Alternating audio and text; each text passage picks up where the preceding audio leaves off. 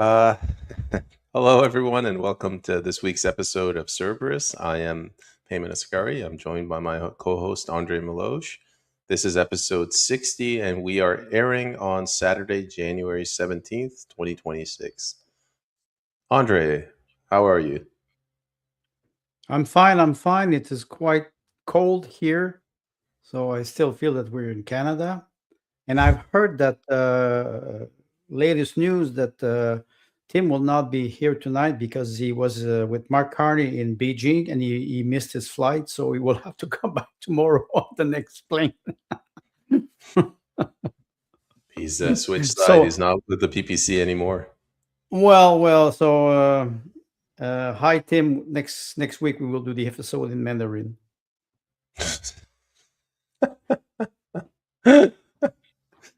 Uh, man, I'm just thinking. The amount of times I've done podcasts with Canadians and they complain about how freaking cold it is. I think we should start putting this in like political party constitutions. Whereas this is a country formed of ice, we support a frozen tundra. It's a part of our culture. You could see, the new immigrants who arrive here. If they are usually it's very funny when they arrive in summer. Oh, it's so great. The country is so great. It's so nice. If they arrive in winter, you don't see them. You see them only in May, and they don't understand what is this white powder. No, it's not cocaine. Uh, it's snow. When I was at York University, there's this exchange student from Nigeria. He didn't survive very long. He just couldn't do it. He had the world's biggest ski jacket, but he's like, it's too cold for me. I'm going back. Well, must be complexion and DNA. Look at Russian people. The what they call the winter baptized, or they go into water, cold water. I think it's January 7 because it's Orthodox Christmas, and they go and they baptize themselves, and they go in. They cut the ice and they go there. So it is quite. I never had the chance to try it, I but saw I saw a video. It was actually in Russia where husband and wife and their child, they were doing that, and the wife jumped in the water, the ice, the hole in the ice, but there was a current and it dragged her and she drowned. mm, well, some collateral damage of winter. That'll happen. Yeah. Yes, and the event this week were entertaining for many I mean, people. I guess it's entertaining. I mean, it's like a drama, a movie where the bad guy is winning. Well, you're describing Hollywood, I suppose. Mark Carney Well, is doing a Hollywood production. and if you compare Hollywood with the Chinese informant, I know it's Michael Ma.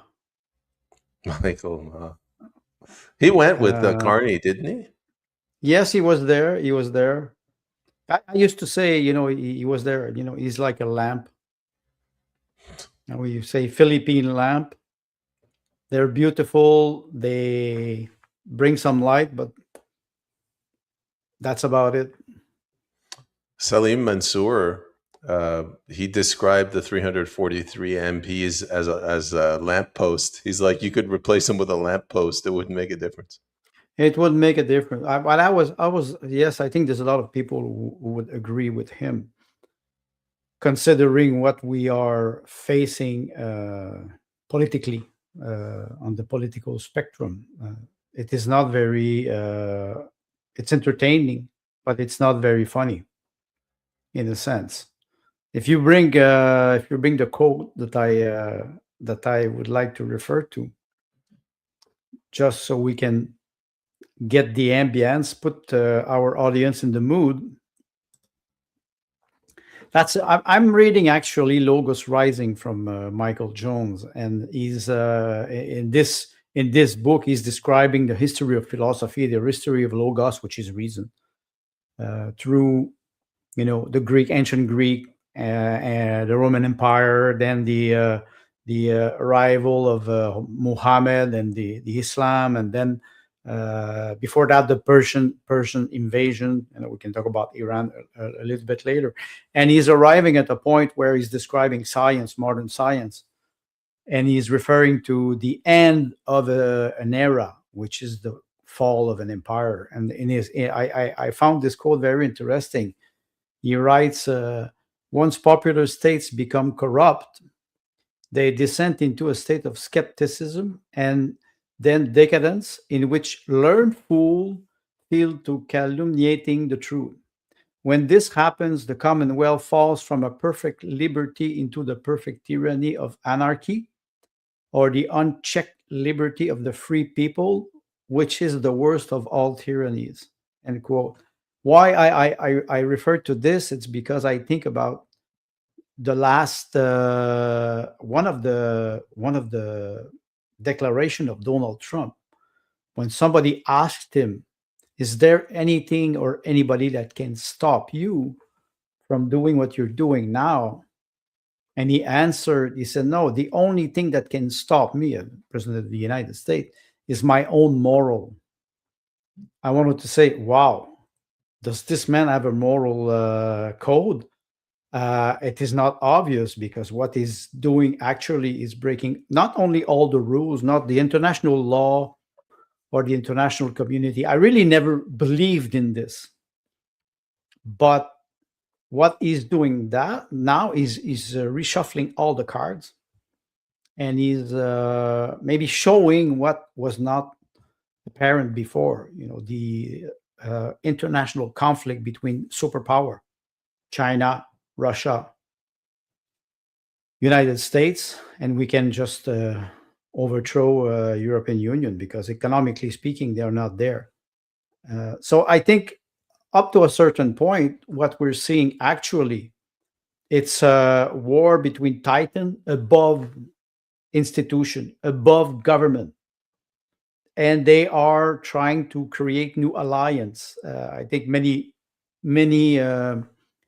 political analysts this week were doing reference to the superpower, the super state, the era of empire. You can go back to the Russian Empire, the Austro-Hungarian Empire, the British Empire, which does not exist anymore economically, but financially it does, because the city of London still has all the structure of power. The Bank of International Settlement, the Central Bank of Central Bank. So economically speaking, I think there's something above that is happening that we don't see. Maybe that's why it can explain the trip of Mark Carney to Beijing. What is happening at the higher level of the power? We can have many opinions, but I try to just observe what is happening and try to understand the long tendency in history, which is not easy. Andre, I can't talk about. I've had a long week. Donald Trump, like, I don't listen to what he says anymore. I try to look at the moves, like what they do. But let's start by talking about Mark Carney. I did an episode with my friend Jason James yesterday, and we're trying to understand. Donald Trump is about to get Greenland. He's got Alaska. He's just kidnapped the president of Venezuela. He's locking down. He's announced that he wants to lock down the Western Hemisphere, the Arctic Circle. And Mark Carney goes and sides with America's number one declared enemy. If you read the National Security Strategy document, they give Russia a pass, but they single out China as the threat. What do you think he's hoping to accomplish? I think he's just a clerk. He's not, I think we can talk about, I will not talk about Brookfield, or I will not talk about all those hedge funds that are always above laws and above the economy, the monopoly of banks. But I think he's just a clerk, and he's just fulfilling orders to create chaos between what should be a natural alliance between two countries. First of all, the empire, the United States of America is an empire that ruled for the last 75 years over the planet in many ways. And we can talk about the dollar as a reserve currency, but as a trading currency, and creating chaos between two, what we would say, natural allies. Canada, which is a country of NATO, United States, and the European Union. What is happening with Greenland is, strategically speaking, a way for United States to keep the hegemony on America, which includes Canada, South America, and the North in the Arctic. And I think that they want to reposition themselves as a superpower. But that you can do it on paper. It takes time to be able to realign all those alliance or those bilateral agreement. We used to have this tendency of having multilateral agreement, with the Canada, Mexico, and United States free trade agreement. Now it's like you have to go and deal with bilateral negotiation, and you will not fulfill free market like I think we know, or like we've known it for the last 40 years. It is something that is arriving very fast, but it's a signing a treaty or an agreement or an alliance is one thing. We can think about the memory of understanding that Mark Carney signed with Daniel Smith. There will be no pipeline. It's a memorandum of understanding. It's something that they agree on paper. After that, you need strategic plan, economic plan based on a 5-year tendency, a 10-year tendency, especially with those great infrastructure. It doesn't take one day. It's what I call reality TV. They sign the contract, they smile on camera, but in reality, the tendency is much more long. So I think that we will see how it will unfold, because Trump is going fast, because he will arrive in midterm. And midterm, if considering what is happening in the United States with the Minnesota scandal, how they try to use the regime change strategy in Iran, I think, I don't say they're in panic, but they're losing ground. Now the American dollar represents about 60% of the global trade, compared to what was 75% in maybe 10 years ago. Because many countries now, they're signing bilateral agreement in yuan, in rupee, in ruble, and they are not bound to the American dollar. Even now, some countries in Africa are getting out from SWIFT, the banking system, the international banking system between. So I think they're seeing it, they're feeling it. What will happen is that they will accelerate the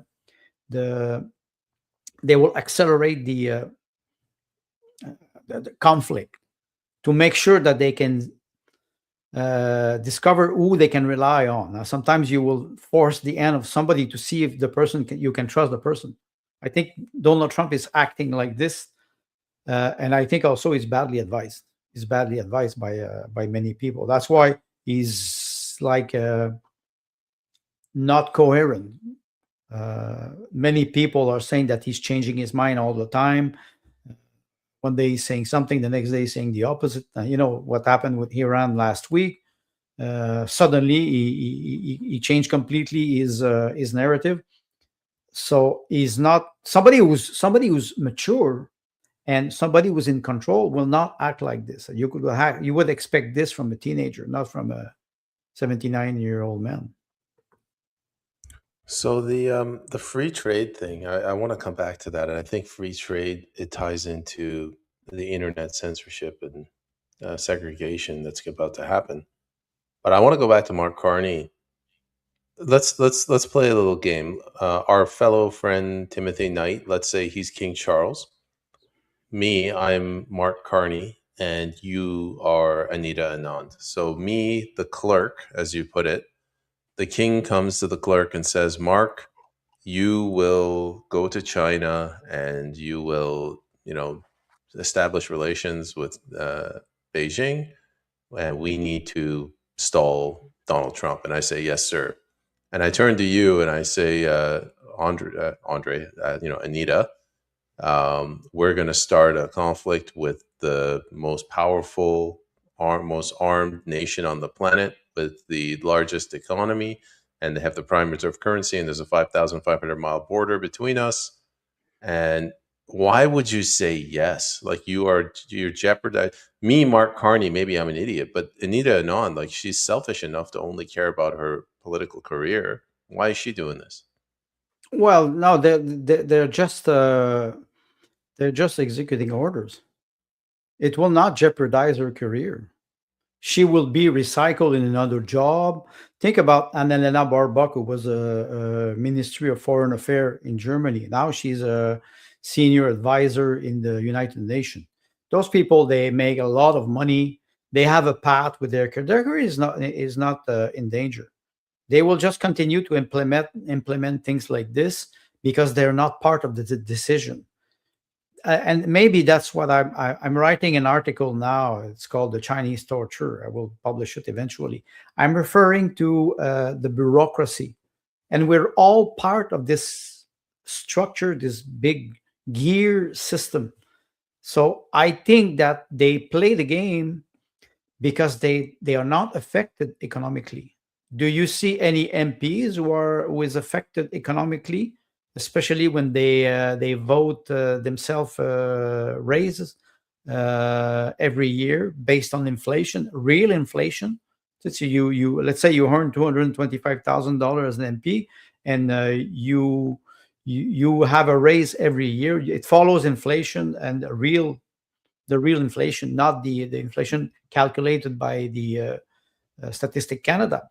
They are not affected by that. They're the class that is affected that is above us. We are not, and there's a lot of civil servants who are in this position because they have a lot of money.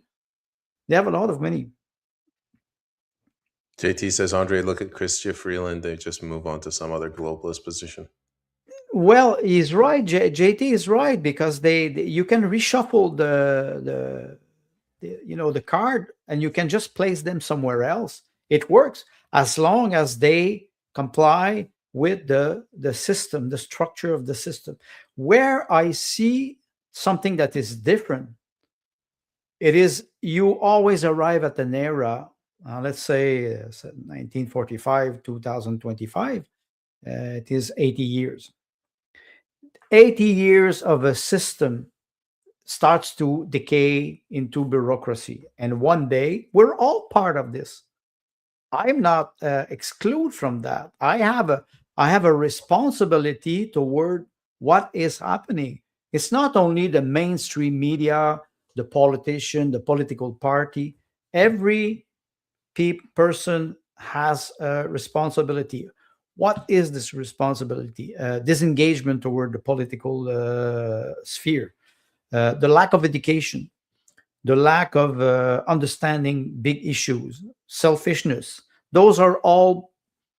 We will defend our own self-interest. Tim is always referring to hug your children, take care of your family. I do agree with that. But take care of your family. There's some people who will say, first of all, I will put God first, then I will put my family in second place, and third place, I will work for society.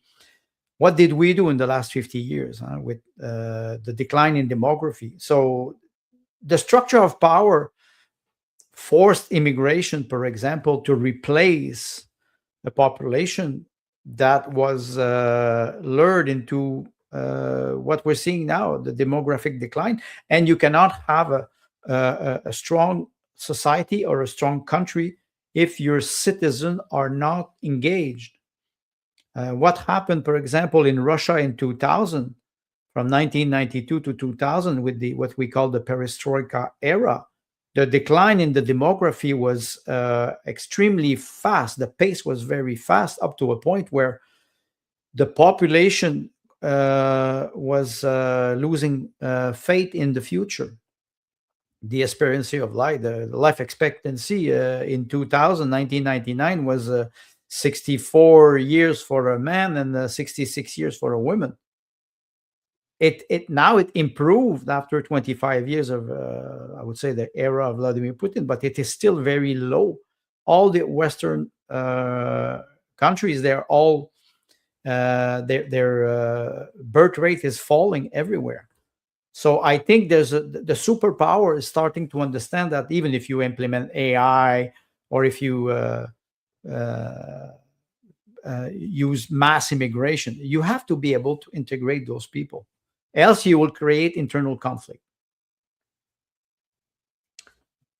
Uh, Early, just the beginning of your comments, you mentioned that it doesn't jeopardize their career. These people get shuffled around. This might be bad timing, and people are romanticizing about the Shah of Iran and the former king and bring him back, and everything was great. People were pissed off in '79, like the Shah of Iran, Shah is Farsi for king. The monarch had stolen so much money, so much of the wealth of the people. His sister was such a corrupt SOB, and she was running everything that when the revolution happened, they started killing people that were affiliated with the government, even if they weren't guilty. They almost killed my dad because he bid on a government tender. And people are pissed off in Canada. How much longer are the Canadians going to take these legislators doing these outrageous things like giving themselves raises, pegging their salary to inflation, starting a war with the most powerful country on the planet just because it's politically expedient for your party? And I look at these legislators, like the gentleman that's elected in my riding, his family lives in my riding. If he keeps messing up like this, Canadians are the dumbest people on the planet. They're complacent, but at some point, even they're going to have enough, and this could turn into violence. It's happened in Iran. I'm surprised it hasn't happened already. It did not happen already. It happened, but we're not seeing it. It is happening in major cities, in Toronto, Vancouver, Calgary, Montreal. Those big cities. We saw the riots or the protests for Palestine, or the way people are antagonized by ideologies. They are just weapons. It will happen. Canada is not an aggressive country in a sense that, or people, Canadian are not aggressive. They still believe that they can agree with their neighbors through dialogue, but it doesn't work. First of all, if you don't speak the language, if you don't have a rational discussion, men cannot be women, men cannot give birth to. But you look at those ideology that were completely created to manipulate minorities. And you referred to Iran. I don't know a lot about Iran, but since a couple of months, I follow an Iranian analyst through my wife, because she speaks Russian, and all her analysts are quite accurate, because you refer to the Islamic power, and the fact that the Shah was overthrown was maybe a reaction, a very violent reaction that brought some authority in the country. But on the other side, you had this type of repression, and where I disagree with most analysts in the Western world is because we always paint ourselves as moral people, and we always try to see the opponent or the antagonist, like Iran, for example, as not suited for our Canadian values. I would like to remind people that here we never had a debate on abortion. We don't have this type of debate. That's one example. We don't have this type of debate because we try to avoid real issues. In Iran, what happened? They tried this regime change stratagem. It did not work. I don't necessarily agree with the power, but I'm sorry, I will not go and give advice to a country where my own country is actually collapsing, economically speaking and morally speaking. We don't have any moral code anymore in Canada, and the all those politicians, civil servants, they're just above the law. And as soon as you enter the group, and we call this VIP, very important person. As soon as they go in, first of all, they have to swear allegiance, loyalty. They cannot speak, and after that, their career is done. You know what? You run for the People's Party. You would have been elected in a party, a major party. You would have had to swear allegiance to the leader. Huh? You had on your podcast with Chris Erickson and GP Berg, you had Derek Sloan. I still remember when I had the interview with Derek Sloan. Derek Sloan was saying, "What? Well, it's the line of the party. You don't debate here. You're here to represent a structure of the party, not you. You don't represent your constituents." So we arrive at the point where people are just fed up of this and they just disengage completely with the consequences that will happen eventually. I I just take this moment to ask if everybody could share the space, the stream. Maybe Andre and I, we can increase our viewership for today. This is an important topic in light of what's happening. Andre, like I'm listening to what you're saying, and you're talking about, we're quick to judge Iran, basically paint them as immoral, and we have the moral high ground, and I look at the beware the followers. Thank you for sharing the stream. Like our culture has changed. If you remember a few years ago under the Trudeau administration, they almost started a war. Well, not a war, but an incident with Saudi Arabia because they were talking about women's rights. So they want to reach into Saudi Arabia and pressure them to be more feminist. Meanwhile, in Canada, like this feminist movement has eroded the family unit. You could say the same thing about the gay rights movement and definitely the trans movement. We never had this debate. Our birth rates have plummeted. Canada does not have replacement level birth rates, and we're going around the world and we're boasting about how we're so progressive in Canada. You notice whenever they criticize a Middle Eastern country, they always portray them as like knuckle dragging cavemen. They're throwing gay people off of buildings. They're marrying 9-year-old girls. I'm not saying these things don't happen in isolation, but in Alabama, somebody kidnaps a black girl and beats her to death. It doesn't mean the rest of America is racist. So we have we have a lot to answer for ourselves as well, and I go around to my fellow Canadians and I try to tell them, like, let's fix our problems at home. But for whatever reason, they're more outward looking, or as you say, like the SIM card, they're easily distracted. This thing happened in the Middle East, Iran. We got to get the Islamic regime out.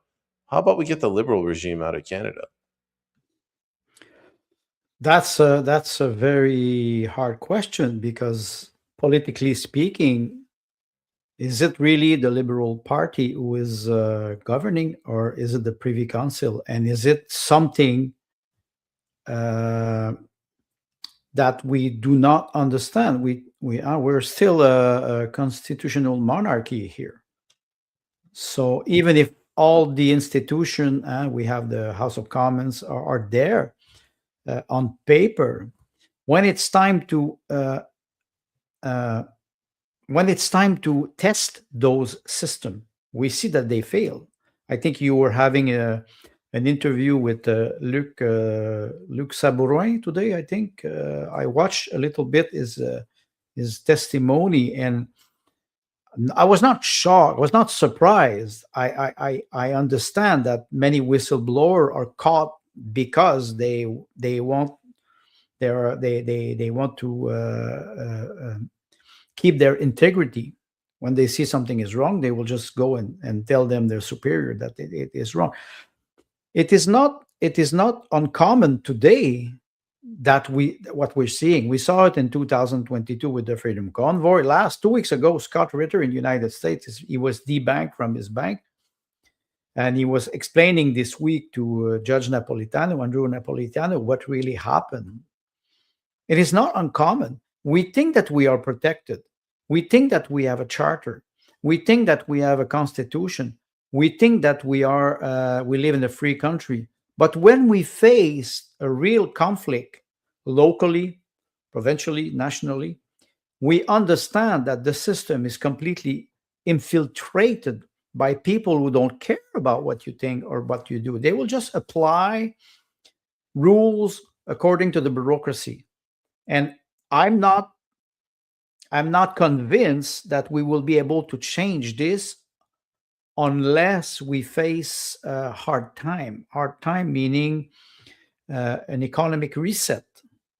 I think the economic reset can come faster because they want to implement the net zero agenda, which is complete nonsense. There's no such thing as a climate change uh, uh, uh, perpetrated by man. It is not something that happens like this. And the narrative is not, I think it is falling, but they try to save, to save the boat, to save the ship. So it will accelerate. We were talking about this a couple of weeks ago, I think, Tim, you and I, about what will happen before 2030. It's accelerating now. I just say, do we have a political solution? I don't know. Honestly, I don't know. And the expression, the New World Order, it's something that everybody use since 40 years. George Bush Sr. was using it.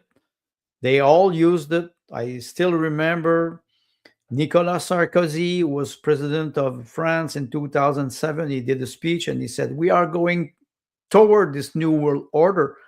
That was 2007, 1 year before the financial crisis. And he said, everybody will go toward this new world order, whether they like it or not. That was Sarkozy. That was practically 20 years ago. It never changed. We're always aiming at the same goal, the new world order. Today, now we have AI, we have data center, we have a war of drone that we could never have expected.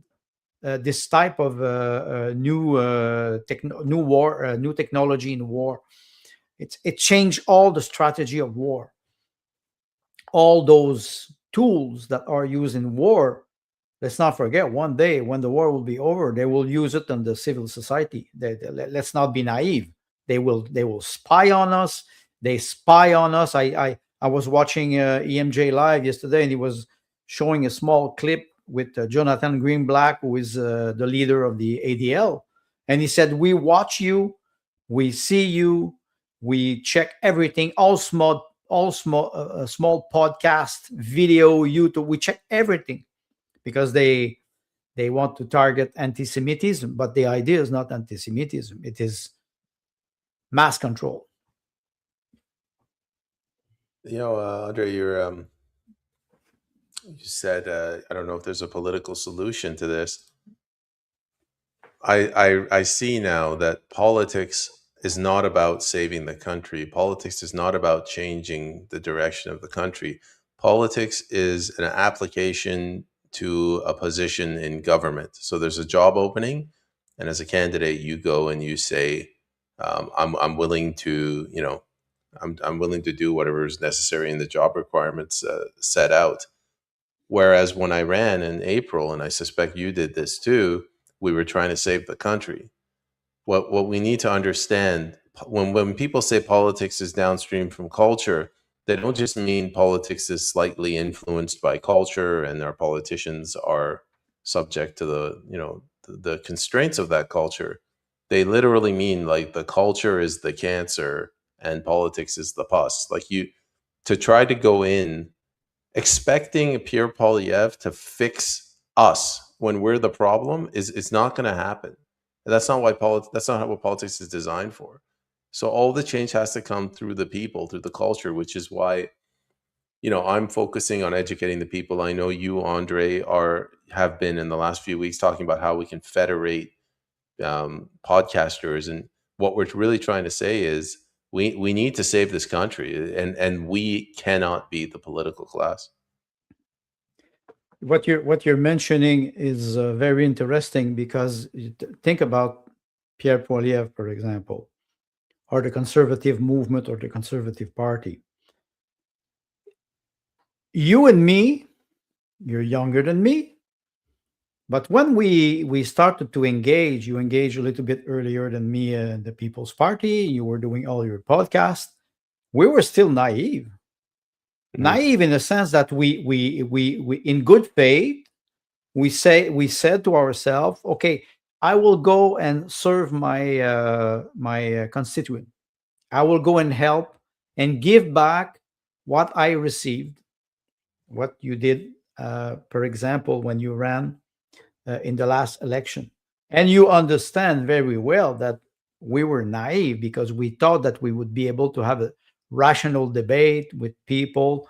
It doesn't work like that. And you just mentioned it. You apply for the job, and they have requirement, and you propose your resume, and if they select you, it's because they want to hire you. They have requirements, and you have to fulfill those requirements, because you have thousands of people who wants to have the same job, who starts with a job of $185,000 the first year, and you have what, a high school degree. If you comply, maybe they will hire you. I remember there was a woman. I'm sorry, I don't have any.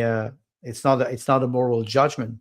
She was a bartender, and she was a bartender in Quebec. And in 2011, she ran for the NDP under Jack Layton, and she was in Las Vegas when the night of the election, and she was elected. The next day, she swears alliance, and she has a salary of an income of $155,000 plus expense. Wait a second, there's no such thing, because we have universal suffrage and everybody can apply for the job. Everybody should be able to represent its constituent. So it doesn't mean that you need a PhD in politics or in political science.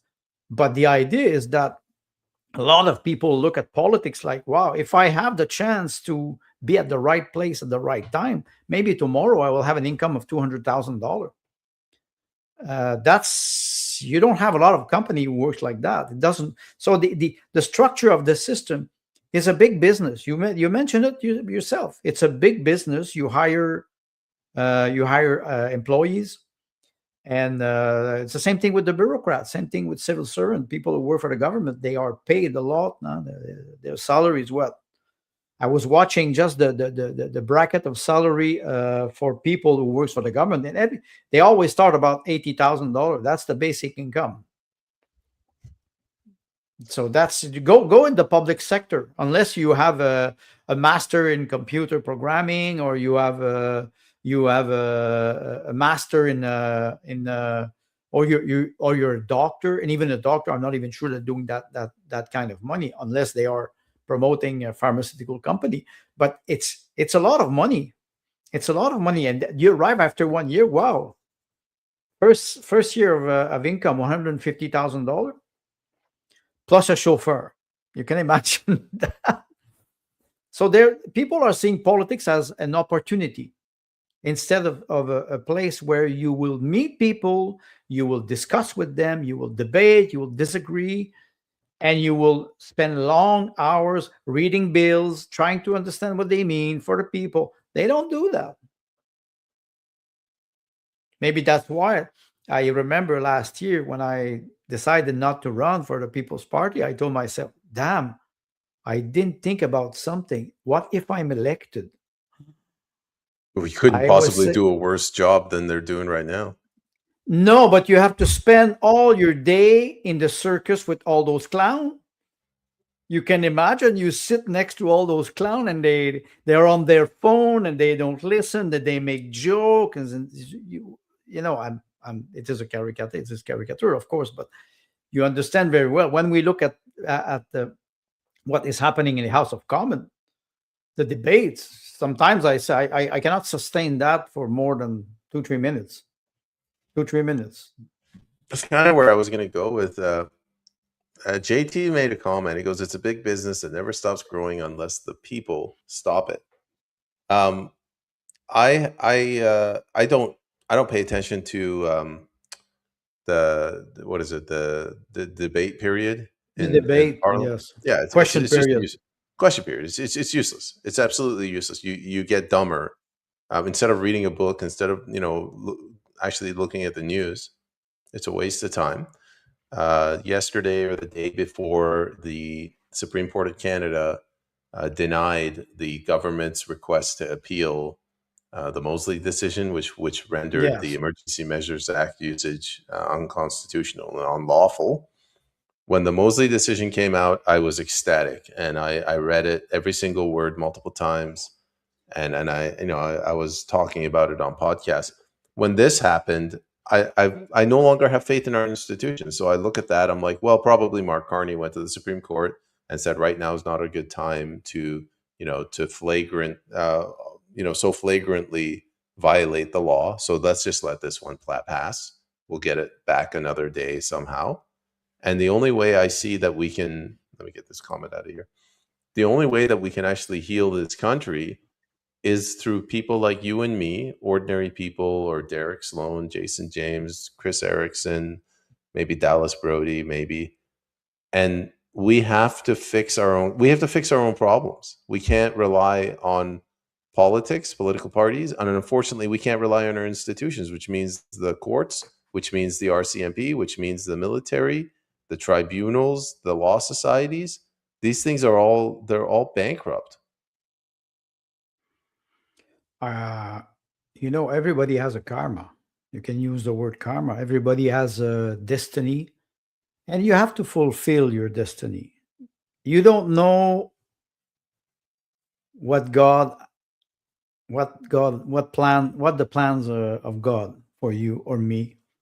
I could say many people, or I could say many people will say, "Oh, I'm atheist, and God does not have plan for me because God does not exist." Well, maybe God does not have a plan for you, but maybe your government does. And maybe you will prefer to have free will that God granted you, that the control of the government. We never ask ourselves, how come we arrive at this state of decay of our society? I would talk about the Western civilization, but not only this civilization. It's a global problem. Like I said, the people are tired of those institutions. It's and all the structure of power. They are good in the sense that we have all those philosopher, writer, lawyer who wrote for many centuries about the Western civilization, how we should run it, and the concept of democracy. And we arrive at a point and we look at those on paper and say, this is great. This is 2,000 years or 3,000 years of evolution or progress. And slowly, and we know Machiavelli, we know all those writers who warned us about, the will of the prince. But it's people who are implementing those policies. It's up to them to ask themselves, what am I doing? Is it right or wrong?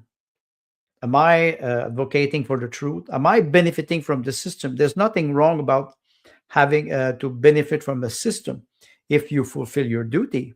There's a checks and balance, and we don't have this anymore. They get out, or they have, every time they manipulate the system, they get away with it every time. SNC Lavalin with Trudeau, and so many scandals that we don't even count them anymore. And people are so tired that they say, well, okay, one more. But the problem is you strangle the middle class, and slowly you strangle them up to a point where you will deprive them of everything, and they will have to, well, when they will starve, when they will lose their house, in I refer to the private property, but the private property is the law of the land. Where do I stay? Do can I what if I have a passport, a Canadian passport, I can go from BC to Nova Scotia and Newfoundland without being asked to identify myself. I don't have to. Technically, by law, I don't have to, unless I have a speed limit. I go fast. So it's technically on paper we have a country. Uh, in reality, doesn't work like that. And this decay relies on each and every one of us. We're all responsible at different level, and I cannot blame the mainstream media. I cannot blame all the politicians, because we have to ask ourselves, where do we stand? We can compare the system, but me personally, I start like this. I try to make good things every day, like Tim mentioned all the time. Hug your children, engage locally. That's the best we can do. And like you said, read, read a book, disconnect yourself from media. And I saw last week, it was quite fascinating. I'm not connected on mainstream media at all, but sometimes I go and check just for the fun of it. And I was watching the alternative media on the Iran crisis, and it was as awful as it was in mainstream media. Everything is polarized, and up to a point where you look at that and you say, okay, where's the truth? We don't know. We don't know. The best thing to do is to disconnect yourself, because you create your own anxiety. Yeah, the Iran crisis, I guess we can shift to that in a moment. It did not only is it polarizing, it's the level of disinformation, if I can use that word, is just next level. I'm trying to understand, what's gone wrong. We started the show talking about trade, and you said, the concept of free trade, you believe it's going to start ending, and I look at families in Canada. And whereas you had a family unit that was independent, and a family unit was like a factory, the dad gets the coal, the mom changes the diaper, the kids help with the sweeping, like you have a routine, and then you engaged in almost like trade with the government, where you assign certain services to the government because the government can do it more efficiently. Instead of you protecting your wife and kids, you have law enforcement, for example. Instead of you working all your life and putting your money in savings, you have pensions. Instead of maybe my mom used to, for example, check the blood pressure for my father. Instead of doing that, you have universal health care. And past a certain point, I think we passed the point of no return. We passed the tipping point, and governments like, hey, hold on, I'm more powerful than these people. Society is no longer individuals working together. It's the government and individuals it allows to exist. And now government's just completely running roughshod, and the people are panicking because in order to go back to that old system, they actually have to be responsible. That's how I a view into the mind of Peyman Askari. You're right, responsible, but this is not new. And the welfare state since 1945 promised, prosperity for everybody, the American dream of having a house, a car, uh, raising a family, going to a football, baseball game with your son, or bringing your little daughter to the skating rink so she can take courses, ice skating, figure skating, whatever you would have chosen at this time. Uh, the idea of welfare state is has ended, because now I think it will be might makes right. But you read The Prince of Machiavelli and you understand very well that this is not new. That when the prince is too powerful, one day he will be overthrown. And it is I think we're not far from this tipping point where people will start to question not only the institution, but the people who are part of it. And they will also ask themselves, but why are they so corrupted, or why are they so not sensitive? They don't have any empathy toward our problem. This is a lack of moral culture, and we're all part of this. I think that we will not go back to a system like this until we face hard time, and hard time will see a decrease in our quality of life. And we can talk about the conflict between generation. Younger generation, they feel and they see that they will not be able to have the same quality of life or level of life. And I can make just a small uh, comment about what we call the quality of life. The quality of life, it is if it is only consumerism and materialism, I'm sorry, that does not work. Because the more you have goods, the more you want some.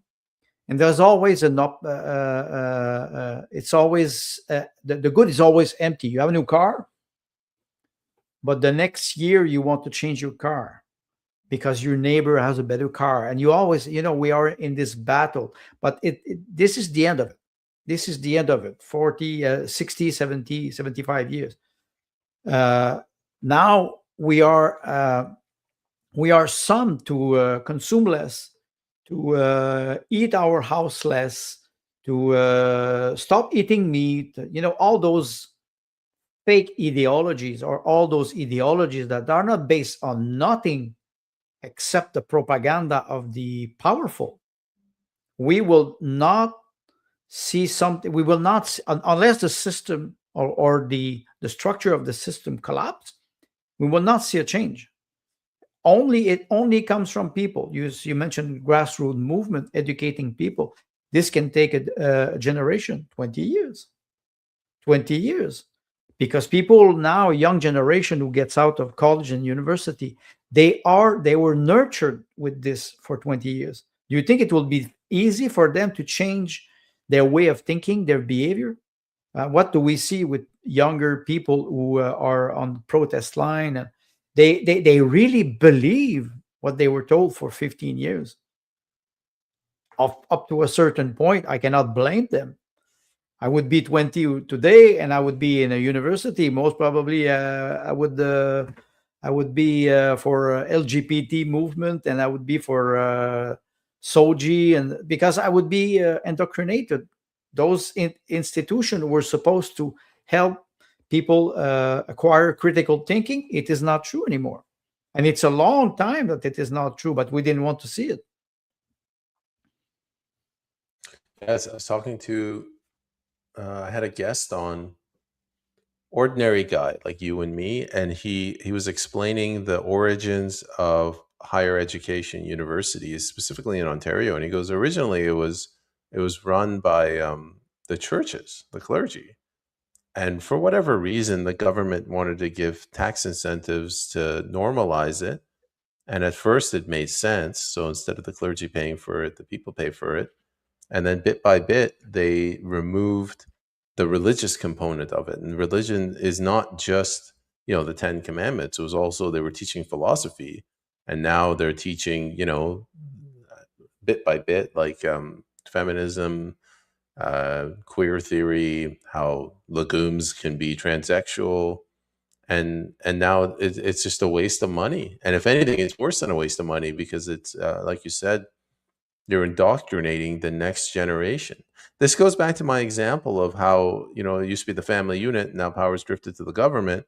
The government doesn't want to give that power up. Bureaucracy is, that's their new religion. That's their cash cow. Peyman Askari and André Meloche are talking about firing, 80% of the public sector, they're like, hell no, I like my second home.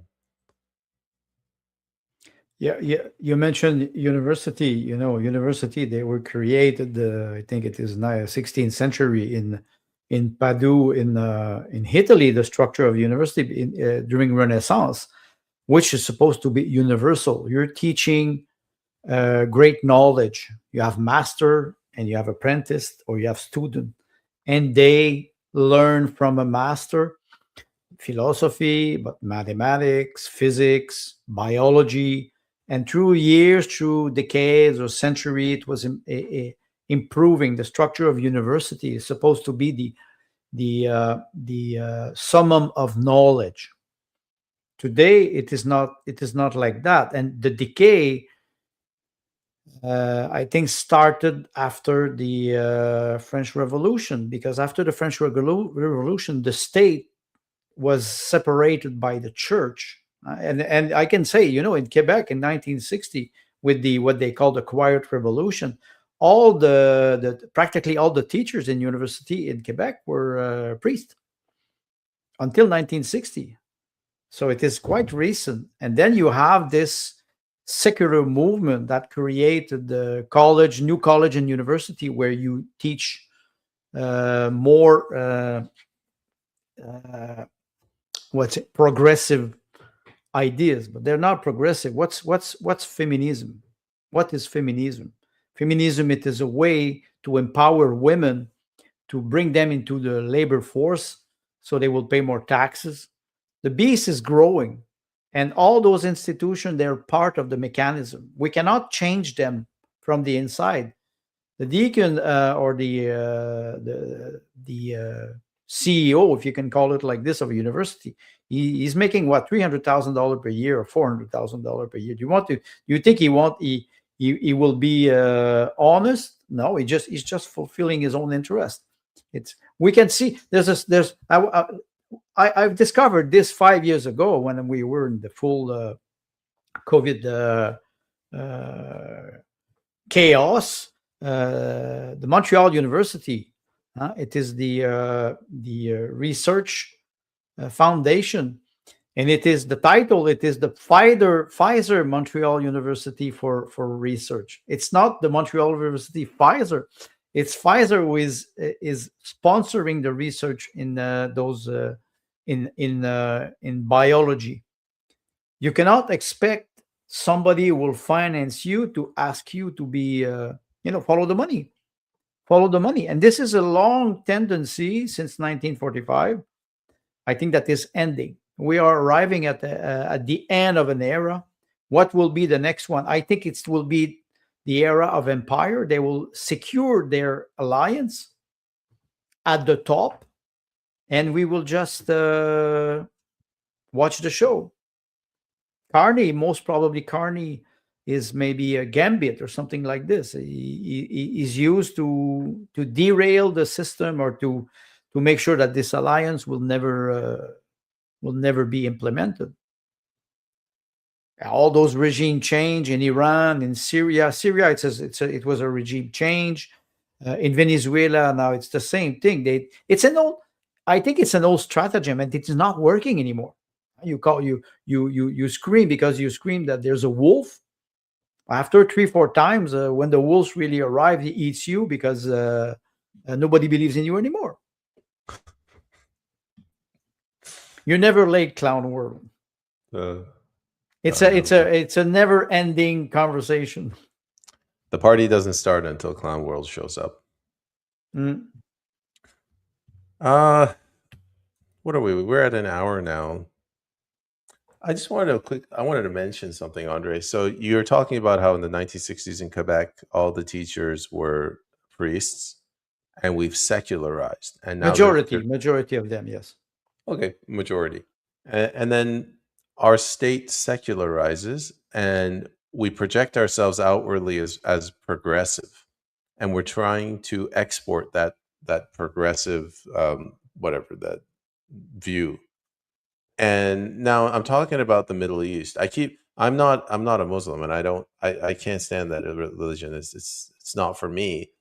But like we've corrupted ourselves, and now we're trying to export that corruption by criticizing other countries that are now like we were in the 60s. So we've abandoned our faith, and we're attacking people that have faith, like Saudi Arabia, like Iran, I don't know, like UAE. Now, I might not agree with those people. I was thinking about that case in Saudi Arabia where the girls ran out of a burning building and they didn't have their hijab on, so they pushed them back in the building and they all burned to death. I'm not agreeing with it, but it just feels like we're schizophrenic. You know, we've harmed ourselves by abandoning our faith, and now we're demanding everybody else who abandons their faith as well. You mentioned Saudi Arabia or Iran, or you mentioned Islam. Iran is in majority it is Shiite. It's not Sunnite.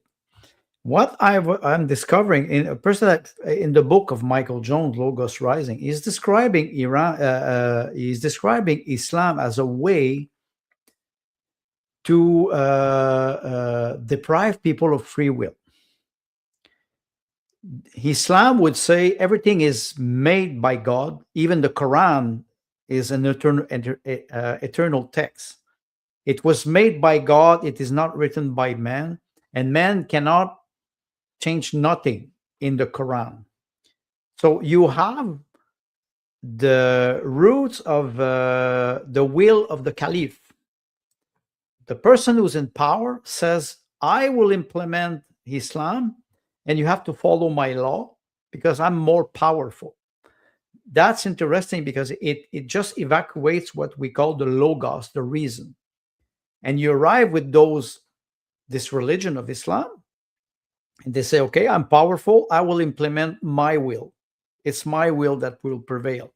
And after that, I think Machiavelli described this very much with Laurent de Médicis in the 16th, 17th century. How when you're powerful, you can implement what your opinion. The truth is the opinion of the powerful. So we arrive where in Canada, for example, we got rid of Christianity in a sense. Do we still believe in God? Do we still believe in logos? And we arrive because we put, for example, economy first, prosperity, economy, capitalism, and we arrive at a point where our moral is decaying, and then we say, okay, how can we reinstore this moral? Or let's borrow another type of religion. Let's borrow from Islam, and we will try to implement some of the idea of Islam so we can rebuild the moral code that we lost. We cannot use another operating system because it doesn't fit with us. For example, how do we treat women? How do we treat women in a structure? I will not say in Catholicism or Protestantism, but let's say in Christianity in general, we treat women as equal in the sense that a human being, but the woman is also different biologically than a man. Every man is different, every woman is different, but we all speak one language, so we understand each other. You cannot try to implement this operating system or Islam, for example, in Canada, because many women will say, wait a second, after 40 years of feminism, I'm free. I don't want to wear a hijab or a niqab, and I do not. I'm considered the equal of a man. We grew up in this environment. Now you have most countries where you have Islam, the Emirat, Saudi Arabia, Qatar, and all those satellites of ex-Soviet Union, Uzbekistan, Tajikistan, Turkmenistan, the hijab is banned. How come in Canada we want to implement those values here? It's because our moral code is so destroyed that we try to find something that will that will restore the moral code. It doesn't work. And then on the other side, you said something important: schizophrenia. We will condemn mutilation of little girl, but we will permit gender surgery in Canada, which it is like a complete contradiction. And you arrive and you just have this conversation with somebody who will tell you that children of 6 years old can have gender surgery, and you compare this to the mutilation of young girl in Islamic country, and people, they will be completely speechless. They don't know what to answer because it's a schizophrenic position. It does not fit the narrative. It is not rational.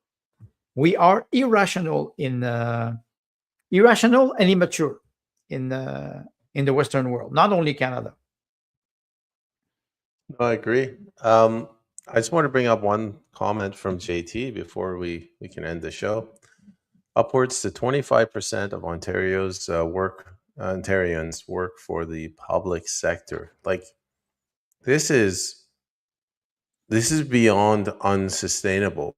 Like, this is, we're entering slavery territory. This would be like every family of four has one person who's a quadriplegic confined to the bed, and the other three have to support them and feed them and bathe them.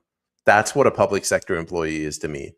Is a dependent that just it burns a hole in my pocketbook. He's right. It's an ogre. It's an ogre that eats more and more and more, and it's like in ancient Greek, I forgot the name of the god, but he was condemned to eat endlessly, but to feel hunger endlessly. Every time he was eating, it was just creating more hunger. And I forgot the name of the god. We are in this situation where the state has no boundaries. That's why we cannot think that moral law or even natural law are enough to refrain the hubris of man. We need something greater than us. What is it? How come we arrive at a point where those superstructure are just growing and growing? And Canada is not a big country. Economically speaking, it's not a big country with the GDP we have, even if we have a lot of natural resources, very badly developed. They're still, again, starting to talk about high-speed train in Canada. It's been 60 years that I hear that we will have a high-speed train. They have 3,000 kilometers of high-speed train in China. 3,000 kilometers of high-speed train in China. I don't even want to talk about France. France is a great country. They have the high-speed train, the network of high-speed. Today it is starting to decay, but when I was going to France, I was always impressed by the high-speed train everywhere. France is not a big country. Quebec is 4 times bigger than France. But you can go from Paris to Bordeaux in 2 hours. That's incredible. And you don't have to go to security measure like you do in an airport. You just go in the train and it's very comfortable. But that's France. Same thing in Germany. But in China, 3,000 kilometers. Here, what do we have? It's a very big country, Canada, very poorly developed in terms of infrastructure. And there's some room for this, but you need integrity. You need people. If you want to implement capitalism, you need people who will have integrity. It's a joke now, the electric train in Montreal, the electric network is always stopped. And now there was an article in Radio Canada. I was just laughing. They were saying, "Oh, is the electric train that was implemented by the Quebec Pension Plan, what 3 years ago, is it made for our Nordic environment?" I said, "What the fuck?" You ask yourself this question 3 years after you put in operation the system. It's a joke. It's a real joke. And now they will put a trolley bus, tramway in Quebec City. It will cost $11 billion. Who is implementing those big infrastructure that are not working? That's not working. Brookfield most probably will be the same thing. They will have, they will try to implement an electric vehicle system that is not working. It does not work. What was that 49,000 car that will be implemented in China? China does not produce quality product for exportation. You can go to China and you will buy extraordinary things. But what they're sending outside of the country, this is another game. Every product that comes in Canada, in United States, is cheap. Cheaps in terms of price, cheaps in terms of quality, because Chinese, they're not crazy. They keep quality for themselves. They don't send it abroad. And this is something that we have to understand. If we do not produce nothing here, what can you expect? China has already taken control of Canada, only through economy. Now, will it take control politically? This is not a question. Michael Ma and all those police stations in Canada, there's a lot of questions. No MP is debating on that. Nothing. Only ordinary people who are concerned about what's happening, and we never have answers. The MPs, they're nobodies. Like they're just they're it's a they're just an employee. Like the company sucks. They don't care. They just get a paycheck. But you're mentioning how we don't build anything in Canada. You also alluded to quality. Yes, we don't have manufacturing in Canada, and seemingly the people in Canada are okay with it as long as there's still a housing market that's acting as a Ponzi scheme to support the economy. We don't have replacement birth rates. You and I, we ran for the PPC. We were running around. We're saying rah rah, Canada first. We got to support the nation, be more nationalistic. I'm sorry, but if the people decide to commit cultural suicide, to commit harikari, and just end the nation by not having children, how like we're not a serious country. If you don't have replacement birth rate, you're not a nation. If you don't have industry, you're not a nation. We're nothing. We're just a landmass here. Well, it's interesting. Let's say United States takes Alberta, but they will take Alberta without the Albertans. They want the land. They don't want the people. And maybe Alberta is not a good example because they're conservative. They will not vote for the liberal. They're not progressive. But you can say the same thing about Ukraine. I want to take Ukraine, but not Ukrainians. And you mentioned something that I've noticed. When you decided to go public with your podcast and your interview and your engagement in politics with the People's Party, I remember I had the same reaction. At first, I will go and invest myself, dedicate myself to politics. I understand now that what we're doing, it is exactly that. It is exactly that. The fact that we can hold podcasts, that we can debate, that we can discuss, present argument, go back to history, go back to philosophy. This is what we're doing. Do we have? Are we successful? I don't know. The idea is not necessarily to measure success, but to at least to feel that you are expressing yourself. I think we have more political impact with alternative media now that we would have in a political party, because the political party, they are part of this structure. We're still free to express ourselves and to criticize the system from the inside, like because we are free thinker. Still, I don't know how it will unfold, but I think at least, even if we were deceived or disappointed by what happened, you ran as a candidate, and a lot of people were disappointed. We still have. I think we did not break we call the ceiling, the glass ceiling. We did not break it yet. But the mainstream media, in my opinion, if they're not dead, they lost all credibility. And yes, you still have a category of people who will follow them, who will just watch the CBC. But those people are aging in a sense that they will just end, they will decay with the system. The younger generation are not like that. They're more active, even if they're not well educated or well cultured. At least they're more active and they're disconnecting from this mass propaganda. Are they more clever? I don't know. But me, I advise younger generation to either disconnect if they're still connect and to engage with all generation. It's not only the baby boomers or the young generation. That's what the government always want to do, to raise each every one of us against each other. We have to break those categories. They are not real.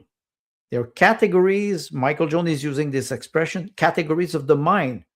There's no such thing as white, black, uh, young, old, boomers. Those are categories. I don't want to fall in those trap where I will paint somebody because the color of his skin or because his belief. It's something much more deep than that. And a lot of people they fall for it because they are conditioned to do that. Well, Andre, let's end it there. I think it was a good episode. It's been a hard week. I mean, 2026 has been a hard year. It's only like 2 weeks. It's so Uh, you will you last the 340 40 days? I don't even know if I'll make it till Monday.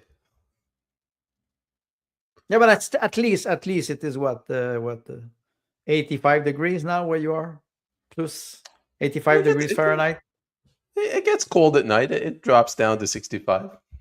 Oh, great, great. Here it will be minus 20 tonight. So just think of me.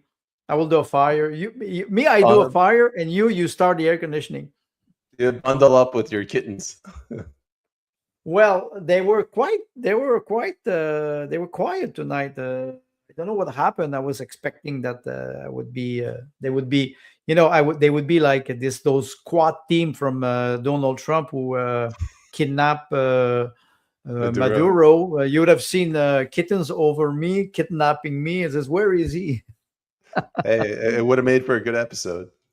Yes, yes, but they're very nice. They're 4 months old now, and they're like I told you before we went live. At 9 o'clock in the morning and at 9 o'clock at night, it is Indy 500. They run from one end of the house to the other, and it is like, when do they stop? And then suddenly they fall dead, and I have to put them on charge. You're They're very you're funny, you're very funny. literally a grandparent. You have multiple grandchildren now. Multiple, yes, of course, of course. But anyway, thanks a lot for the episode, and I hope Tim will come back from Beijing intact. No, I think he was busy. He was busy today, or he was a little bit feeling unwell, so he said that he would take a break. But I want to salute him, our colleague. Well, before we end the episode, if you can tell Clown World what your plans are with the kittens. Oh, that's a long story. I'll make it short. 1 month ago, a woman decided, a very nice woman, she adopted the two little male, Rijik and Mishka. And 1 week after, she called me and she said, I'm sorry, I cannot. And I told her, I said, if there's something, you call me, you don't give them away. So she called me. She said, my youngest son, Paul, he's 10 years old. He started to develop allergy. So I said, okay. So I went back to Montreal, brought back the kitten here, and we're trying to find a family for at least maybe two of them. Yeah, I would like to keep the five of them, but my wife, she has some allergy, so it's an issue. So if somebody wants to adopt a kitten, they can just reach to me. They're very beautiful. One white, two white, and two black and white. So they're very funny. Two small male into female. So clown word, if you're ever interested, just DM me. We can have a chat. Oh, she's Beaches allergic. Lou. So, Anyway, Andre, it was a good end to my Saturday, and have a good weekend, and to the audience as well. Until next week. yes, and maybe you take a good rest, my dear Payman. I have another podcast at 8 p.m. Eastern time with RB Ham tonight. If you guys want to join in. I will go and watch you. All right, I'll see you soon in the Thank audience. you. Okay. Goodbye. Bye.